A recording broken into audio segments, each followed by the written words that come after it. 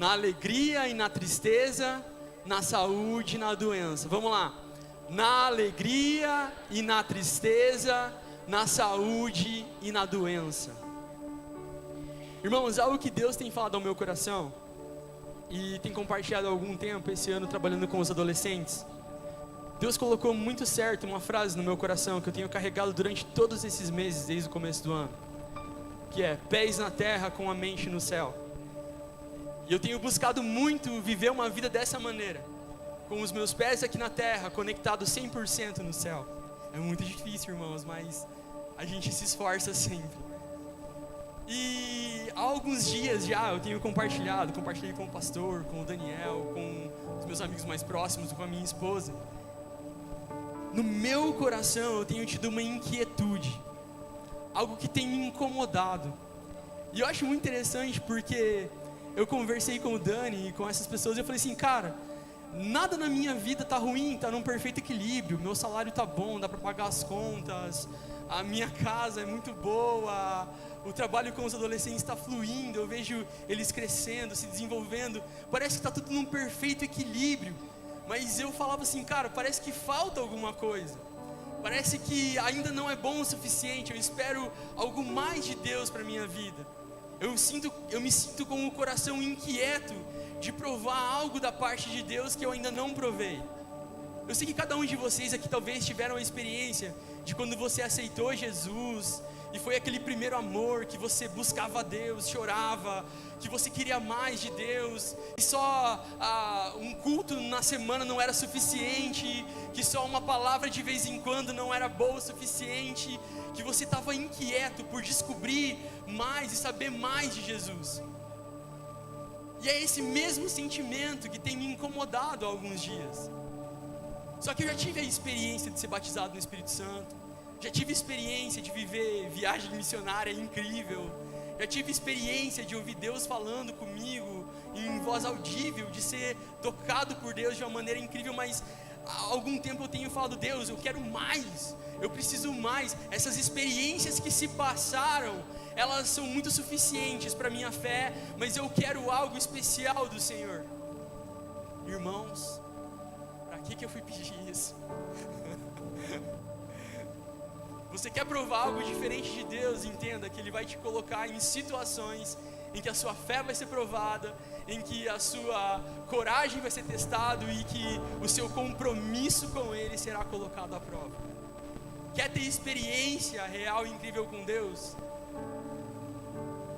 Se prepare para viver coisas ali que eu falo para os irmãos, é difícil. Os adolescentes, teve uma galera que se mudou. Na minha casa a gente fez mudança, minha esposa está super feliz porque a gente nem terminou a mudança ainda, estamos organizando a casa. E parece que tudo aconteceu assim num período de 15 dias. Eu falei: Deus, eu preciso de algo novo. Ele falou: toma aqui, meu filho. Eu agradeci a Deus, me mantenho fiel, eu sei. E até uma coisa interessante, que às vezes eu estou com a Cris lá e a gente está cansado em casa, conversando a respeito do nosso dia, da nossa semana, que é muito corrida, no trabalho, na igreja, no casamento até, na nossa casa. São tantas demandas que a gente fica pensando: meu Deus, parece que a gente está trabalhando um monte, as coisas não estão acontecendo, parece que a gente não vê o resultado daquilo que a gente está plantando e semeando. Até uma coisa que eu falei para ela: Cris, cara, fique em paz, porque Deus vai tirar a gente dessa situação. Quer viver milagre, precisa se colocar em uma posição de impossibilidade, em uma posição de dependência de Deus. E olhando para essa passagem, foi até aqui que Deus falou comigo. Na alegria e na tristeza, na saúde e na doença. É algo que fala sobre compromisso. Eu olho para o que Paulo está vivendo nessa passagem, e é exatamente aquilo que eu experimento muitas vezes na minha vida, e é algo que você também experimenta muitas vezes na sua vida. Paulo, ele vem ali no versículo 4, de uma experiência de ter um sonho, de um jovem ali falando, chamando Paulo para ir. Então ele sai do seu ambiente, entende que aquilo ali é a voz de Deus, e ele parte para aquela cidade. No caminho para aquela cidade, ele encontra uma mulher chamada Lídia e umas outras mulheres ali. Ele para orar com elas, ele prega para elas e elas se convertem, aceitam Jesus, elas aceitam ter um compromisso com Deus. E você fala, olha só que legal, cara, experiências incríveis de conversões, experiências incríveis de gente aceitando a Jesus. E como isso é bom, como isso é positivo, como isso é legal. Você vê pessoas aceitando Jesus através da sua vida. Então você vê mais um episódio ali. Paulo vê uma mulher ali endemoniada, possessa por um espírito maligno, que estava ali gritando, olha, servos de Deus, servos do Cristo, servos daquele que traz a salvação, apontando para eles. Paulo entende que aquilo ali é um espírito maligno, repreende aquele espírito sai, olha só, acabou de expulsar um demônio, e acabou de libertar aquela cidade. Olha só que legal, que coisa incrível. E aí ele espera, muitas vezes os nossos olhos esperam que, como consequência de tantas coisas acontecendo, tantas coisas boas acontecendo ali, em meio à pregação do Evangelho, em meio de alguém se manifestando ali a favor do reino de Deus, a gente espera que o resultado disso seja algo muito ok, seja, poxa, agora a galera vai aplaudir Paulo, agora ele vai ganhar a chave da cidade, agora Paulo vai ser uma pessoa incrível, vai ser visto por todos, agora sim o Evangelho vai ser disseminado por aquela cidade, porque eles viram esses grandes feitos de Paulo naquele lugar, e o que Paulo e Silas recebem é uma surra e uma prisão. O reino de Deus se manifestando na vida deles, e Paulo e Silas, como recompensa, recebem uma surra e uma prisão. Não bastasse uma prisão, eles foram presos pelos pés, porque a solicitação dos mercadores ali foi: prendam eles com muita segurança, para que não escapem, para que eles não saiam pregando o Evangelho.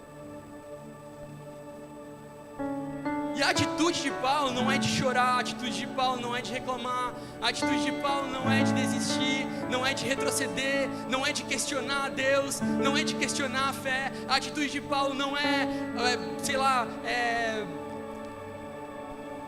proferir coisas ruins sobre aquela cidade ou sobre aquelas pessoas que acabaram de ver um milagre acontecendo e bateram nele. A atitude dele não é essa.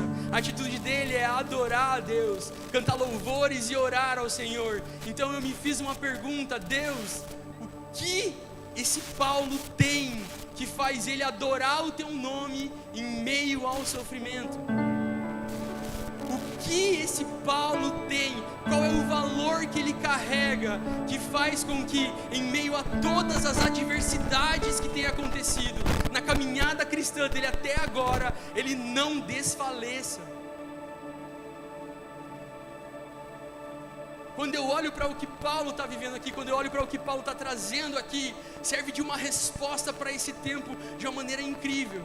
Porque muitas vezes aquilo que Deus trata na minha vida é para que eu trate nos outros. Muitas das vezes a maneira como a palavra de Deus se manifesta em mim é para que aquilo que eu estou carregando seja passado aos outros. E uma coisa que eu tenho visto muito, gente, e é algo que tem, cara, sério, machucado o meu coração por esse tempo, é o nível de descomprometimento das pessoas.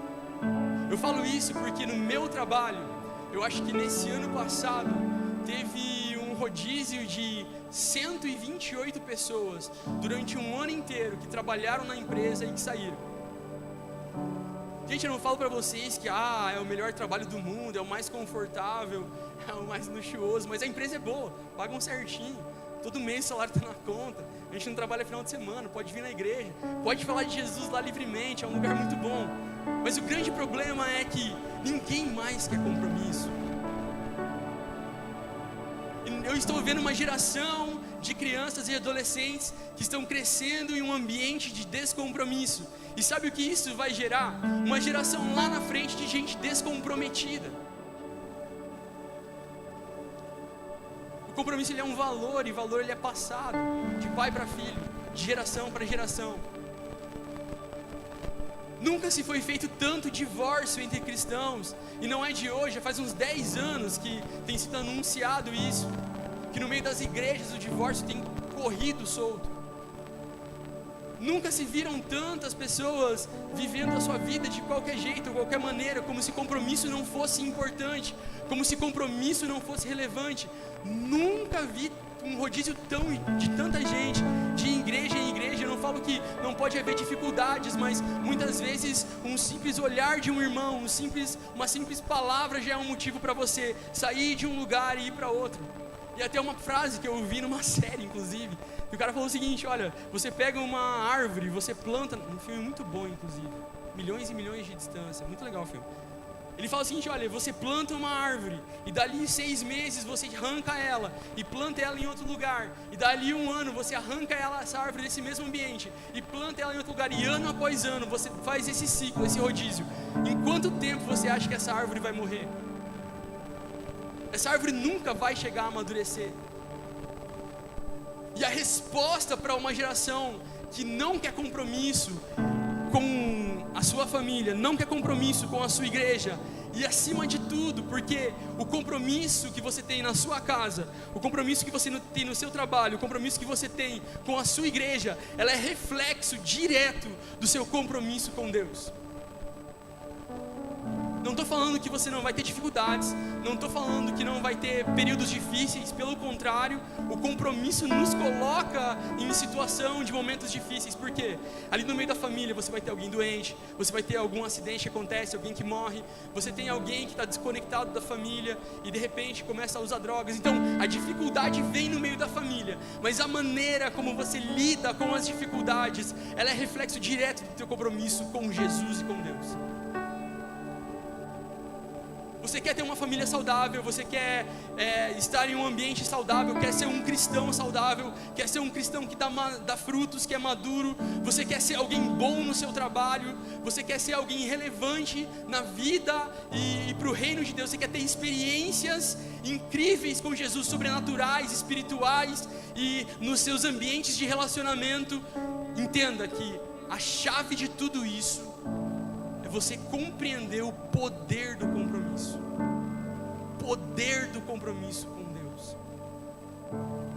Paulo mostra isso, porque a partir do momento em que ele se conecta com Jesus, que ele descobre que aquele quem ele perseguia é o Cristo vivo, é o próprio Deus, ele inicia um processo de compromisso com Jesus, compromisso com a obra. Ele é separado, ele agora confessa Jesus como seu Senhor e Salvador, é levado para conhecer mais Jesus, e conforme ele vai conhecendo, na medida em que ele se submete ao Evangelho, submete ao Cristo, o compromisso dele com a palavra de Deus, com o reino de Deus vai crescendo, e assim precisa ser na nossa vida. Eu quero que nesse momento, por um instante, você avalie o seu compromisso, em especial com Deus. Como está o seu compromisso com Deus? Como está a sua entrega a Deus? E agora eu quero que você pense por um instante, como está o seu compromisso com a sua família? Como está o seu compromisso com o seu trabalho? Como está o compromisso com a sua igreja? Como está o seu compromisso consigo mesmo, com os seus sonhos, com aquilo que Deus tem te dado?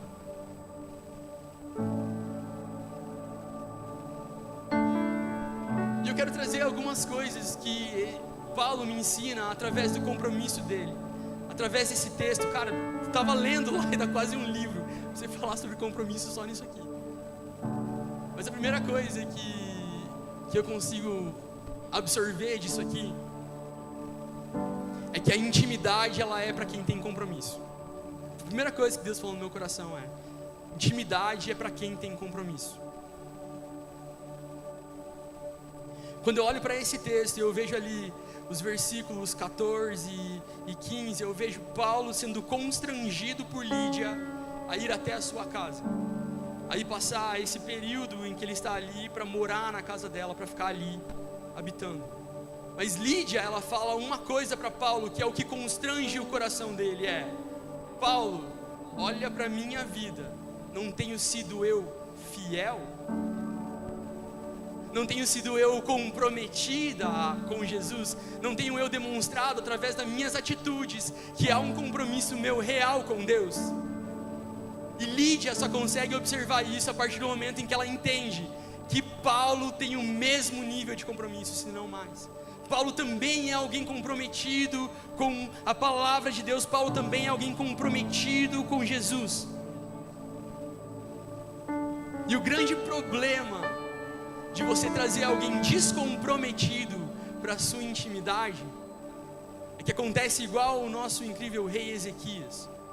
Um rei que foi muito bom, um rei que prosperou, um rei que teve muitas coisas, mas certo dia Ezequias, tiveram 2 espias que apareceram ali na cidade. Ezequias abriu os portões da cidade, Ezequias abriu os portões do castelo, mostrou todo o seu tesouro, mostrou todo o ouro que havia ali, todas as benesses do templo de Deus e daquilo que tinha sido feito, daquilo que eles tinham conquistado. E naquele momento em que ele traz esses 2 espias para a intimidade do reino, para ver o que tinha no interior do reino, naquele momento o que aqueles 2 espias fizeram foi simplesmente contar o que havia ali.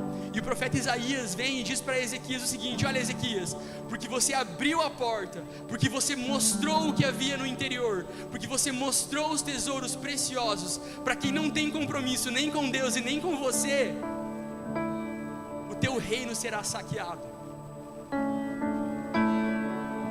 Para você ver como uma vida sem compromisso é tão problemática, a resposta de Ezequias mediante a esse caos foi: não será no meu tempo, será no tempo do meu filho, ou é essa palavra, tá tudo bem. O grande problema da gente trazer gente sem compromisso com Deus para o nosso ambiente de intimidade é que a gente não sabe o que essas pessoas vão fazer. Eu estava aconselhando essa semana as minhas colegas de trabalho. Eu inclusive falei para uma delas, falou assim: cara, Vitor, não sei o que eu faço, eu acho que eu estou dando muito certo, assim, como mãe, porque a minha filha tem 13 anos, e ela está namorando agora, e isso é legal, porque eu consigo agora, né, acompanhar, ela é minha amiga também. E eu falei assim, cara, tipo, ouvi ela e tal, achei muito legal. Eu falei, poxa, legal, né, Jor, você consegue ter... Eu vou falar o nome dela, Jordana, te amo. Tá na live. Depois você corta lá, tá lá, o Juninho. Mas ela falou assim, cara, tá tudo certo, a gente é amigo, ela conta as coisas pra mim e tal. E eu falei, Jor, isso é um perigo, cara. Não por nada. É porque eu fico pensando, como um garoto de 14 anos vai ter responsabilidade emocional, espiritual, para lidar com as emoções de uma outra garota? Como alguém tão jovem pode ter uma responsabilidade tão grande quanto aos sentimentos de outra pessoa, sendo que ele não tem um nível de maturidade para compreender o que ele está fazendo, o que ele está vivendo? O grande problema da gente trazer gente sem compromisso com Jesus para nosso ambiente de intimidade, para nossa casa, é que isso muitas vezes pode acontecer de que, daqui a pouco a menina se desviou, o menino se desviou, foi para outro lugar, foi para outro ambiente, e você não sabe de onde aconteceu. Mas você abriu as portas para quem não tinha compromisso para fazer o que quiser. Quantos traumas são gerados na adolescência? Quantos traumas são gerados na infância, porque nós abrimos as portas da nossa intimidade para pessoas que não têm compromisso nem com a gente, nem com a nossa família. Quantas empresas faliram, quantos golpes foram tomados financeiros, porque as portas foram abertas para gente que não tinha compromisso com Deus, para gente que não tinha compromisso com a sua família, para gente que não tinha nenhum compromisso espiritual com a sua casa. Talvez nesse momento você esteja pensando, mas é uma pessoa boa, é uma pessoa legal, é um amigo. Gente, caso de abuso infantil em casa, é sempre algum amigo, é sempre algum parente, e é sempre alguém que não tem responsabilidade nenhuma com a sua família. Cuidado com as alianças, cuidado com quem você traz para o teu ambiente de intimidade. Lídia é sóbria a respeito disso. Paulo, ele é sóbrio em não entrar na intimidade de alguém que não tem compromisso com a palavra de Deus, porque poderia denunciar ele, poderia levar ele para uma prisão antes, poderia simplesmente acabar com o ministério dele, manchar a vida dele, porque um escândalo sexual ali. E Paulo dormiu na casa da mulher e todo mundo começa a falar. É assim que acontece. Nós precisamos ser sóbrios e vigilantes quanto a quem nós trazemos para o nosso ambiente de intimidade. Eu não estou falando que é uma regra, irmão, mas é algo que a gente precisa cuidar muito. Busque saber qual é a índole. Busque saber se a pessoa tem um compromisso com Deus, antes de você sair abrindo as portas da sua intimidade. Uma coisa que Deus falou muito comigo é que a intimidade fora do compromisso, ela é um adultério. Jesus vai dizer lá na palavra, em Mateus capítulo 6, vai dizer o seguinte: olha, quando você orar, entra na sua porta, tranca o seu quarto, e ali o seu pai fala contigo. Ele está falando que para você entrar em um ambiente de intimidade com Deus, porque ali você vai poder falar coisas para Deus. Quando Adão e Eva estavam no jardim, eles estavam nus, porque a nudez não era só uma nudez física, gente, de roupa. Inclusive tocar a jaqueta dos forasteiros, R$160, tem para vender, merchandise para Juliana. Não é simplesmente uma nudez de roupa, mas é que eles não tinham uma parede entre eles. Eles podiam falar tudo para Deus, e Deus podia falar tudo para eles. Não havia uma distância, não havia maldade, não existia uma separação entre eles. E quando a gente vai para um ambiente de intimidade, não há separação. A gente sabe tudo. Eu conto as coisas para minha esposa, ela conta as coisas para mim, dificuldades, coisas boas, coisas difíceis. Para os nossos amigos também, a gente vai se despindo aos poucos, no sentido de que a gente vai compartilhando algumas coisas que possivelmente trazem vergonha para a nossa vida ou para a gente. O grande problema é que muita gente tenta ter intimidade com a gente sem ter compromisso. É como se você arranjasse uma namorada ou um namorado fora do casamento, e ali você fizesse o que quisesse, e depois simplesmente você chuta e mete o pé e sai fora. É isso que intimidade sem compromisso leva.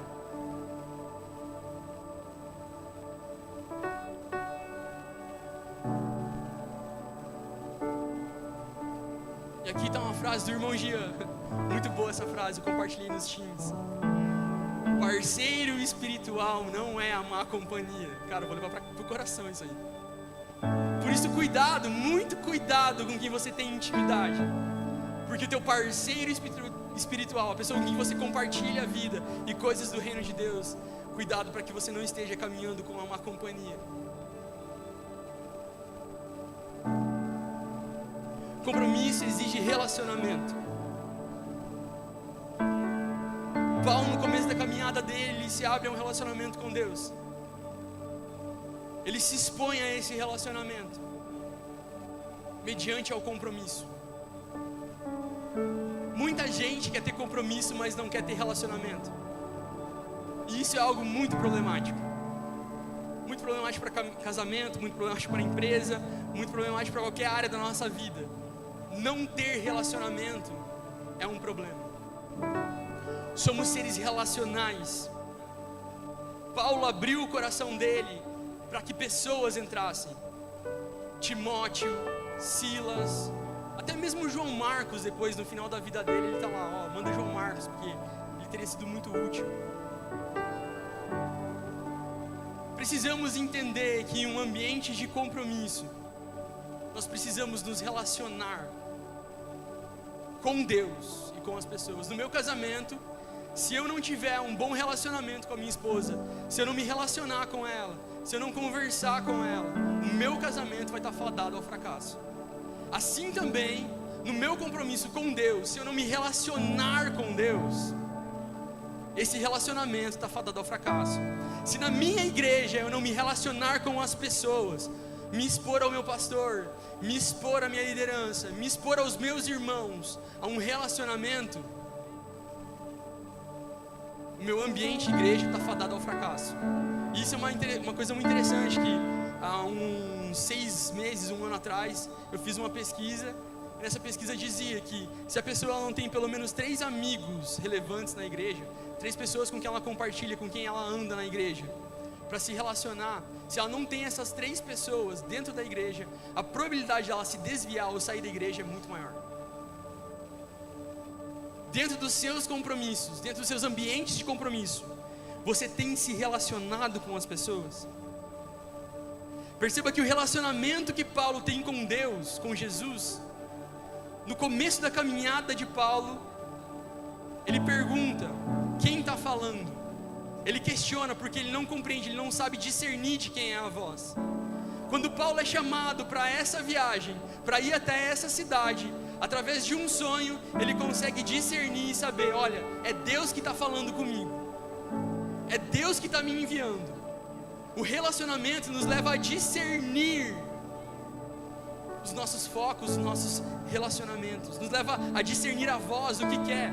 Cara, eu fico imaginando, eu até compartilhei com os adolescentes na segunda-feira, falei, cara, imagina, gente, se a minha esposa só conversasse comigo quando ela quer pegar o cartão.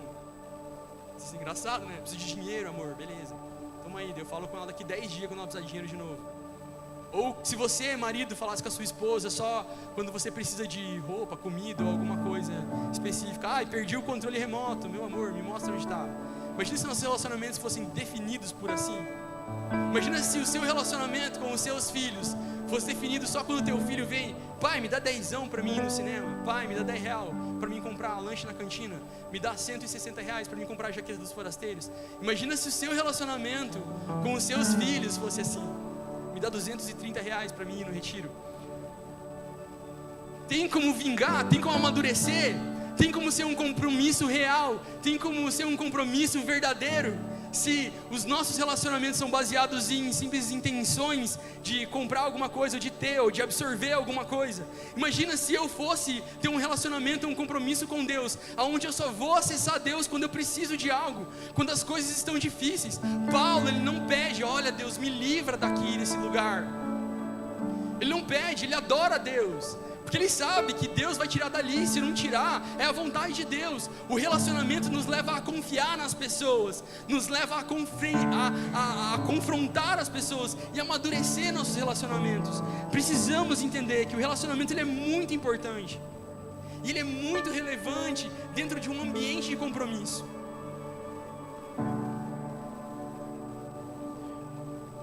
Os nossos compromissos, eles não podem depender das circunstâncias. Não pode ter compromisso só quando as coisas estão boas. Não pode ter compromisso só quando as coisas estão fáceis e tão legais. Muitos casais iniciam seus casamentos pensando na alegria e na bonança, no tempo bom e no tempo bom de novo, quando tiver tudo e quando tiver tudo de novo. Mas gente, vai ter o tempo da tristeza, vai ter o tempo de chorar, vai ter o tempo da dificuldade, vai ter o tempo da tribulação, vai ter o tempo, com os seus filhos a mesma coisa. Vão ter tempos difíceis dentro da sua família, vão ter tempos difíceis dentro do teu trabalho, mas nem por isso é um sinal de que você precisa quebrar o seu compromisso. Nem por você ter dúvidas ou até mesmo um período de silêncio de Deus na sua vida, não significa que Deus te odeia ou que Ele não quer falar com você. Significa simplesmente que Ele está te tratando de alguma coisa. E a gente precisa entender que os tempos difíceis, eles fortalecem, cara. Olha o que Paulo, ele diz lá. Opa, perdi aqui. Mas Paulo, ele vai dizer uma coisa muito interessante, que é: eu sei viver em qualquer circunstância. Se encontra em Filipenses, se não me engano, 4:11. Olha só o que Paulo está dizendo: não digo isso como por necessidade, porque eu já aprendi, seja qual for o meu estado, a estar contente com isso. Eu sei estar humilhado, eu sei também como é ter em abundância, em todo lugar, em todas as coisas. Estou instruído, tanto a como ter fartura, como a ter fome, como a ter abundância, como ter necessidade. Posso fazer todas as coisas por meio de Cristo que me fortalece. Paulo está dizendo aqui o seguinte, cara: o meu compromisso com Deus não depende da circunstância que eu estou passando. Eu sou fiel a Ele, porque Deus também é fiel a mim em toda circunstância. Eu posso tudo em Deus, porque é Ele que me fortalece, é Ele que me leva a passar pelos vales, é Ele que me leva a passar pelos montes, caminhos pedregulhosos. Ele me leva a caminhos perigosos, mas Ele me fortalece, Ele está comigo. O meu relacionamento, o meu compromisso com Deus não me leva a viver outra coisa, senão a manter esse compromisso. Muitas das vezes no nosso casamento a gente tem dificuldade, e a gente passa por períodos difíceis. Eu já falei isso já. Mas uma coisa muito interessante é que quando você olha para o teu compromisso, a dificuldade parece tão pequena. Quando eu olho para minha esposa e eu lembro daquele dia memorável em que eu disse aquelas palavras, na alegria e na tristeza, na saúde e na doença, eu olho para ela e falo: cara, vai dar tudo certo. Nem que eu tenha que entregar a minha vida para que ela fique bem, é o que eu vou fazer. Nem que eu tenha que morrer um pouco para que o compromisso seja firmado, para que o compromisso esteja ali, eu vou fazer. Por quê? Porque eu preciso guardar esse compromisso. Ele não depende do tempo bom, não depende do tempo ruim. Compromisso Isso é compromisso.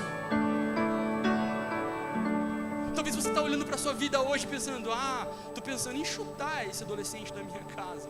Eles são difíceis. Estou pensando em chutar esse marido, essa esposa. Cara, a gente pensa, estou pensando em largar esse trabalho. Mas talvez Deus está olhando para você nessa noite e está falando, honra o teu compromisso. Uma coisa que eu não entendia muito bem era por que eu estava no meu trabalho, por que eu estava no meu emprego. É um trabalho difícil. Vendedor não é fácil, cara. Você ouve um monte de não o dia inteiro. É gente reclamando o tempo todo. A empresa reclama, o cliente reclama, todos reclamam. Não é uma coisa fácil. E eu não entendia por que eu estava na minha empresa. Quando eu fui pedir demissão para minha chefe lembra desse dia. Cara, eu cheguei para ela e falei assim, Eide, não dá mais para mim, eu não estou conseguindo, eu não estou feliz. Cara, me dá conta, porque eu não consigo fazer as coisas na igreja, eu não consigo fazer as coisas no trabalho, e isso me deixa triste em casa, tudo está sendo afetado. Eu cheguei para ela pensando o seguinte, olha, ela vai me dar conta, vai falar tudo bem, pode ir, Vitor, parta, entendo você, poder ao povo. Mas o que ela falou foi, não, faz o seguinte, olha só, vamos tirar tua carteira aqui, vamos te dar um aumento de salário, vamos melhorar as condições para você não ficar tão sobrecarregado. E eu não entendi, Deus, por que isso aconteceu? E agora eu vejo os meus amigos se rendendo a Deus, eu vejo os filhos dos meus amigos vindo para a igreja, eu vejo as coisas acontecendo. Eu tive uma conversa com a minha chefe essa semana a respeito da conversão dela, de as coisas, as dificuldades que ela tem enfrentado, agora que ela é crente. E eu falei, cara, que coisa incrível, agora eu consigo entender o porquê eu tenho que honrar o meu compromisso, porque tem gente na minha empresa que precisa ser salvo ainda. A circunstância não pode fazer o teu compromisso, mas o teu compromisso tem que ser aquém de qualquer circunstância. Compromisso é se comprometer, e essa é, eu acho que a parte mais difícil para qualquer pessoa. Porque quando eu falo comprometer-se, é quando você assume um compromisso. O que você está disposto a fazer para honrar esse compromisso? Quando você aceitou a sua esposa, quando você aceitou o seu marido, como seu marido e sua esposa, o que você estava disposto a fazer por esse casamento? Quando você aceitou o seu emprego, o que você estava disposto a fazer? Espero que nada errado, irmãos, amém? Mas quando você assume os seus compromissos, o que você está disposto a fazer? Quando você aceitou a Jesus aqui no dia que você se batizou, eu sei porque o pastor sempre fala isso. Você está disposto a seguir Jesus por toda a sua vida? Você vai falar, vai, sim, falei sim, amém. Mas você entende que assumir um compromisso com Jesus Cristo é tomar a cruz e seguir Ele? Entende que assumir um compromisso com Deus é negar a si mesmo? Entende que um compromisso com Deus, você vai estar literalmente se comprometendo a algo? O que você está disposto a fazer para manter o seu compromisso com Deus? O que você está disposto a fazer para manter o compromisso com a sua família? Às vezes não é morrer pela sua família, mas é viver por ela. Às vezes é lavar a louça em casa. Às vezes é dar aquele apoio emocional para sua esposa. Às vezes é aquela palavra de afirmação para o seu marido. Olha, bem, você está bem? Você está legal? Como é que estão as coisas? Como é que está o trabalho? Está difícil? Às vezes um pouco de atenção é o que precisa. Mas para atenção, muitas vezes a gente está com a cabeça a milhão. Viveu o dia inteiro, passou o dia inteiro em dificuldade, falando com todo mundo. E cara, você não quer falar com ninguém, mas você tem que entender que você precisa morrer. Eu queria tanto assistir aquela série ou aquele jogo de futebol, mas para manter o bem-estar com a minha família, vou assistir aqui um Divertidamente com meus filhos. Um ótimo filme, irmãos. O que você está disposto a morrer pela sua família? O que você está disposto a viver no seu trabalho? Em que nível você está disposto a se comprometer com Deus?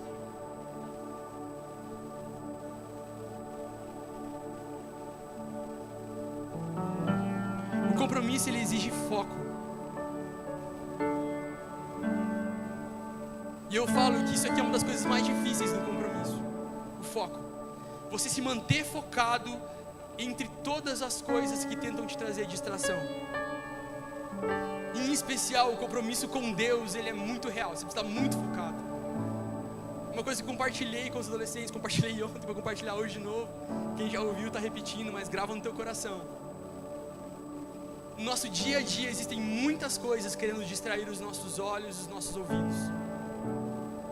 O altar de adoração, ele é colocado no nosso coração. O Espírito Santo habita ali. Deus, Ele quer falar ao nosso coração, Ele quer transformar o nosso coração. E o grande problema é que as portas de acesso ao nosso coração são os nossos olhos e os nossos ouvidos.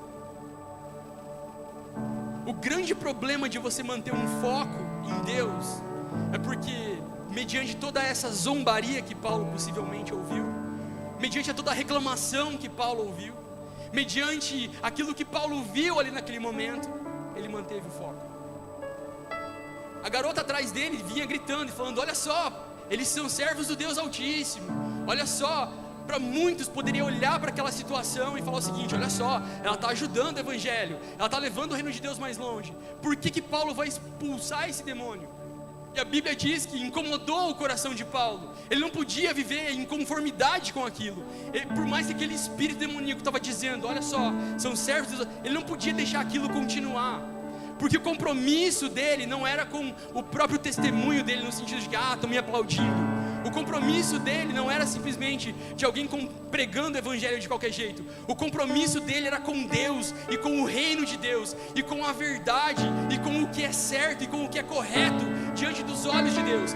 Para muita gente é fácil você estar pregando o evangelho, ser aplaudido e fazer as coisas todas erradas, porque o compromisso deles não é com Deus e nem com a igreja, é consigo mesmo.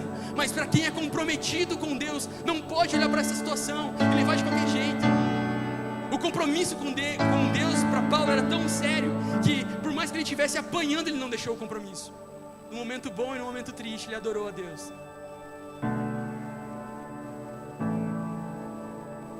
O compromisso, ele não isenta a gente do erro. E muitas vezes a gente erra no meio dos nossos compromissos. A gente erra nos nossos ambientes, a gente falha com Deus, a gente peca. A gente falha com a nossa família, a gente falha no nosso emprego, a gente falha em vários ambientes, a gente é falho, irmão. Mas o compromisso nos leva a continuar. O compromisso com a minha família me leva a me arrepender e continuar. O compromisso nas minhas áreas ali de compromisso me levam a continuar mediante o arrependimento. Me dá uma oportunidade, porque eu estou comprometido com esses ambientes. E por último, irmãos, o compromisso ele é para ser compartilhado. Você vê Paulo compartilhando do compromisso dele com Lídia e com aquelas mulheres. Você vê Paulo compartilhando do compromisso dele com o carcereiro. Você vê Paulo compartilhando do compromisso. E o compromisso que ele tem com Deus em pregar o evangelho leva outras pessoas a serem compromissadas. O carcereiro experimentou do compromisso de Paulo. Lídia experimentou do compromisso de Paulo. Eles olharam e o interessante a respeito do compartilhar é que quando a gente olha para o compromisso, ele é um valor muito poderoso. E todo valor, ele não é simplesmente, ele não serve só palavras. Só palavras não geram valor nas pessoas. Tem um célebre pregador que ele diz o seguinte: nossos filhos, eles são péssimos em obedecer. Nossos filhos são péssimos em obedecer, mas são exímios imitadores. Significa que seu filho, o que ele quer dizer nessa frase é que eles vão ouvir você falar, mas se eles verem uma distância muito grande entre aquilo que você fala e aquilo que você vive, isso não serve como uma afirmação com eles, para eles. Para transmitir um valor, aquilo que você fala e aquilo que você vive, essa distância precisa ser encurtada. Para que esse valor do compartilhar, do compromisso, seja empregado nas pessoas, a distância entre a palavra de Deus e as nossas ações, elas precisam ser diminuídas. Aumentar o compromisso é ouvir a palavra de Deus e obedecê-la imediatamente, por inteiro.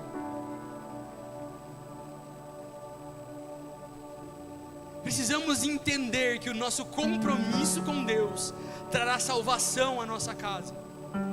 Paulo diz para aquele carcereiro: crê no Senhor Jesus como teu Senhor e Salvador, e ser salvo tu e a tua casa.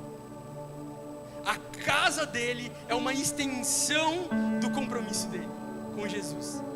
O compromisso dele vai levar Jesus para a casa dele. O compromisso dele vai levar Jesus para a família dele. E talvez você está pensando o seguinte: Vitor, eu tenho doença, Vitor, eu tenho dificuldade, Vitor, eu estou buscando uma resposta de Deus, Vitor, eu preciso de um milagre, Vitor, eu preciso de alguma coisa de Jesus. Mas Jesus está esperando, sabe o quê? Você se comprometer com Ele.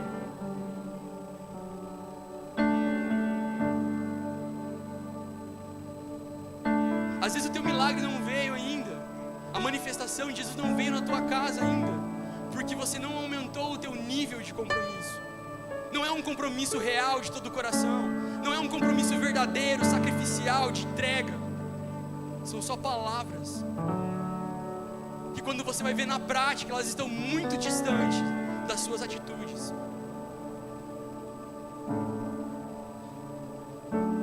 Mediante a tudo que Deus me falou, Ele diz: Vitor, quer viver algo extraordinário da minha parte? Aumenta o teu nível de comprometimento comigo. Aumenta o seu compromisso comigo. Você quer que esses adolescentes vivam coisas incríveis na vida deles? Leva eles a aumentarem o compromisso deles. Compartilha daquilo que você está vivendo. Leva eles a viverem uma vida incrível. Cara, talvez você já pregou, talvez você já usou os teus dons, talvez os seus dons hoje, eles estão enterrados em um banco hoje na igreja. Mas Deus está dizendo: olha, o que eu te entreguei é para o compromisso. Honra o teu compromisso. Jesus, ele conta uma parábola dos talentos, onde talentos foram entregues a pessoas, e só um deles pegou os talentos e multiplicou, o outro enterrou. Enterrar o seu talento não é honrar aquilo que Deus te entregou. Honre o seu compromisso com o seu Criador. Convido você a fechar seus olhos agora. Paulo, ele diz em 2 Timóteo 4, 7 e 8: combati o bom combate, terminei a corrida e guardei a fé. Os nossos compromissos, eles não têm uma finalidade momentânea. Compromisso não é só para agora. Compromisso tem um objetivo final. Compromisso tem um alvo final. O teu compromisso com Deus, ele vai te levar a ter um relacionamento com Deus. E o final do resultado de um compromisso com Jesus é o céu. Uma vida comprometida com Jesus te leva ao céu. Nada te leva para lá se não for um compromisso real e verdadeiro com Jesus. O resultado final de um compromisso real e verdadeiro de entrega para com a tua família, ele precisa ser a tua família entregue nos pés do Senhor. Ele precisa ser a sua família confessando o nome de Cristo. O resultado final do teu compromisso no teu trabalho, ele precisa ser de os teus colegas de trabalho se rendendo ao Senhor, vendo o teu testemunho, fazendo o melhor possível para que mais pessoas sejam salvas por Cristo. O teu compromisso com a tua igreja, ele precisa ter um resultado final de que a tua igreja está amadurecendo, as pessoas estão vindo, elas estão vendo o teu testemunho, elas estão sendo curadas, elas estão sendo tocadas por aquilo que você tem ministrado para elas através do seu exemplo, pelas tuas